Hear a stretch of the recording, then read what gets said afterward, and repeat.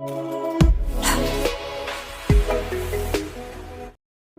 car accident that befalls Hee-ju unfolds in a fleeting instant, far beyond her control. By sheer fortune, Grand Prince Yen appears as if summoned by fate, racing after her car, overtaking it, and throwing himself into harm's way to save her. In the aftermath, Yen suspects foul play, convinced that someone has tampered with her vehicle, leaving us to wonder if someone is the unseen hand behind it all. Meanwhile, tension tightens its grip as Queen Dowager Rang bristles with fury upon discovering Yen's determination to protect Hee-ju. Rather than dwelling on Grand Prince Yen's fragile condition as he undergoes treatment, Hee-ju reacts in a way that is both unexpected and disarming.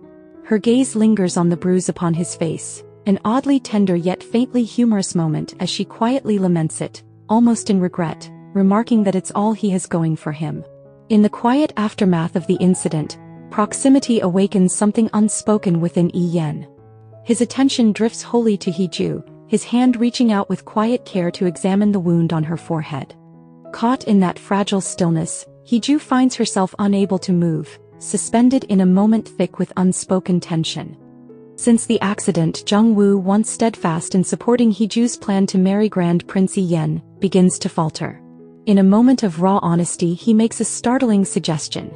If her reason for marrying into royalty is merely about status, then perhaps she should simply marry him instead. A statement that, in its subtlety, only makes his feelings for Hee-ju increasingly clear. As his inner conflict deepens, Jung-woo grows resolute in his desire to separate Hee-ju from Grand Prince Yen, believing distance from the royal family is the only way to protect her. His determination is further shaped by Queen Dowager Rang, who urges him to wield his veto power, as if subtly guiding him to stand against the marriage. Ya-jung too voices her concern, urging Hee-ju to reconsider the marriage, insisting that nothing but trouble has followed since Yen entered her life. Unbeknownst to them, their conversation is overheard by Grand Prince Yen. Standing behind the door, he listens, and in that quiet moment, something within him begins to fracture. In time, it is Yen himself who speaks the unthinkable, declaring that the marriage should be called off. In the aftermath of the life-threatening accident, Hee-ju's thoughts become unsettled by Jung-woo making a sudden statement, saying that Hee-ju should marry him, and further shaken by Grand Prince Yen's unexpected decision to call off their marriage plans. The sudden shift is not something Hee-ju accepts easily, and conflict soon erupts between them. Yet even in disagreement, the way Hee-ju shows her care for him is strikingly unique. She does not rely on soft words or gentle gestures, but instead reveals her sincerity through actions, firm, almost rough, yet undeniably genuine, as she demonstrates what it truly means to protect someone as she carefully wraps a scarf around his hand.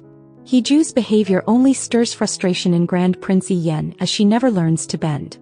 Yet on another level, her refusal to yield is never without purpose. It serves to strengthen him, urging him to do the same, not to submit to the will of others, not to back away, and not even to compromise. In her eyes, this is the only way they can obtain what they truly desire. It is Hee-ju's unwavering determination that ultimately solidifies Yen's decision to proceed with the contract marriage. Their bond deepens as she remains by his side, offering quiet support, and even sharing fleeting, tender moments of romance. Yet behind this fragile happiness, danger still lingers. Sung-won moves with quiet resolve, willing to do anything without hesitation to protect the king's position.